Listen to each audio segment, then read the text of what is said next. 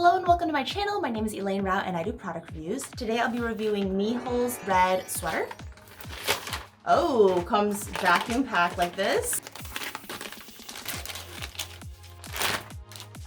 So this is a sweater dress. So the neckline, it's like a big boat neck slash turtleneck, kind of 2-in-1 combo. It says, don't bleach, low iron, hang dry, and wash below 40°C. Nice button work all the way down, and then it splits open on the bottom. So let me just go ahead and try it on so you see what it looks like. So the neckline kind of hangs nicely and loosely around. The buttons are actually just decorative. So it just 2 pieces of fabric that kind of go like this, and it's really loose, goes down to like mid-thigh. After washing, all this stuff will go away. I would say it could be a little bit fancy, like, you know, you put leggings with like heels or something, and you can, you know, go out on the town in this look. For more product reviews, please make sure to subscribe, like, comment, let me know what you think about this sweater. If you want to purchase it, there's a link below, and I'll see you in the next video.